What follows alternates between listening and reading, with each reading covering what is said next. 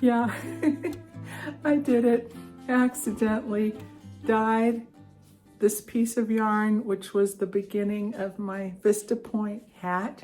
And I didn't realize it till after the fact that I did a no-no, oops, sitting there with the bowl of black beans next to me thinking, oh, sure, it'll be fine. It's far enough away. And then get to crocheting and dragging my yarn across. And I realized it was wet, but it didn't look like there was anything on there. I'm like, oh, okay. Maybe it was my water or something. And then after I did part of it and got to the whole beginning foundation single crochet, I looked at it and I went, what? Next day I picked it up and it was crunchy. I thought, what in the world is this? And, oh yeah, I was eating black beans in the evening and I got tired and yeah, I just forgot all about it.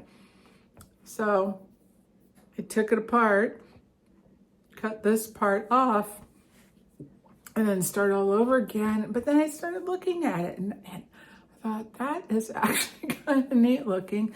I like the color on this green yarn, and this yarn is a Knit Picks. It's 80% acrylic, 20% wool, and it took the color really well, and it gave an interesting, very pretty earthy brown, kind of a heathered.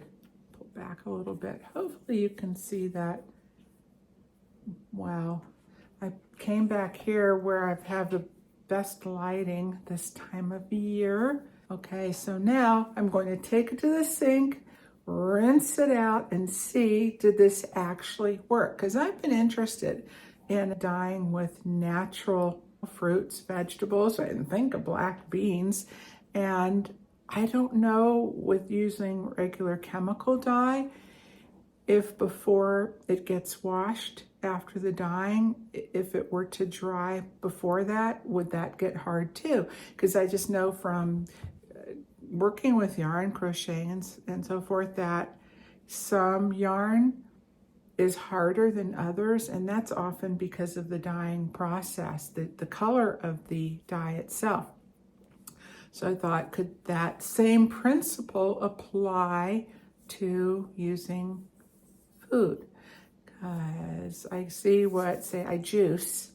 I do a lot of juicing lately, and beets and red cabbage and things of that nature. And I eat a lot of blueberries. And so sometimes, you might see that my nails sometimes look a little discolored when they grow out. And that's oftentimes from the berries I'm working with. And then I see what the beets do. They stain my hands, but then that comes out after a couple of washings. So I'm gonna see what happens. Did it work? I don't know. What do you think? And if you would, let me know in the comments section, do you do your own dyeing, and do you use natural elements? And if so, what? Because there's such a variety out there. We have elderberries that grow what the deer and moose don't eat.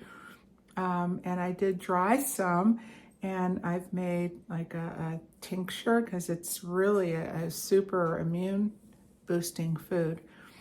But it's definitely has a lot of color to it. So thinking something that would give like a purple blue effect.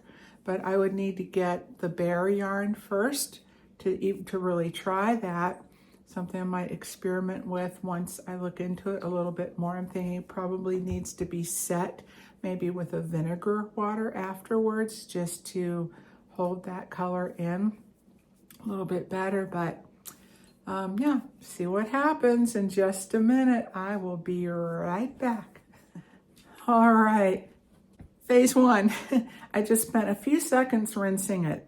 And this has been sitting here for a couple of weeks, so I've been like dying to wash it and see what happens, but I wanted to show this to you first. All right, so I rinsed it in just cool water to start, and it retained its color. And it's not crunchy. That crunchiness just came right out, and it's just as soft as the rest of the yarn. All right, now I'm going to try phase two with a little soap and water, and let's see how that looks. Oh well, phase 2, not so much. It took it out with some soap.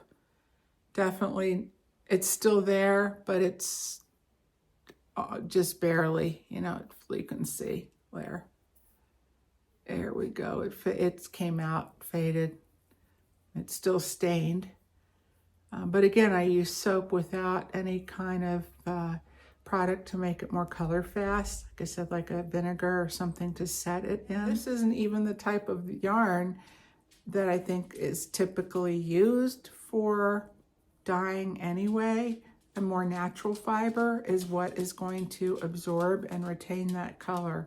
But I just thought it was funny and I wanted to show you. So I don't even know if black beans are a thing, but I know many natural elements, fruit and vegetables are. And in fact, I can't believe 3 years ago already, from this publication that we get, it circulates around northeastern Washington state. This issue is January of 2022, and I did a video on it regarding this article on yarn dyeing from a woman who lives up in the area somewhere north. And on page 27 it begins, and I just went online to look, and you can type in NC for North, ncmonthly.com. Go to the home page, scroll down to the bottom, and it says for previous issues. So if you just keep scrolling until you find one that has the photo of the eagle on the front, you click on that, and then you can go to page 27 and read that if you want to for yourself. It's a very interesting article, I thought, anyway. And, you know, because I think we all learn from each other, trials and errors, and from our own experiences. And if what's perceived as an error, to me, it's just another way of learning what to do or what not to do that can just take you and progress to the next stage and level of whatever it is that you're learning. And so it goes into her whole experience, and she talks about books. And there's one, The Art and Science of Natural Dyes. I think it's a good article. And then so I will leave the link for the North Columbia Monthly below, along with the link to my video talking about this, where I just give you an overview and then go into details and things that then led me to do a little bit of research based on this article, because there were some plants and herbs that I wasn't familiar with. So naturally for me, of course, I had to go and look that up and research to find out what that was. And then that leads me down another thing. And which is nice. You can actually buy natural dye kits.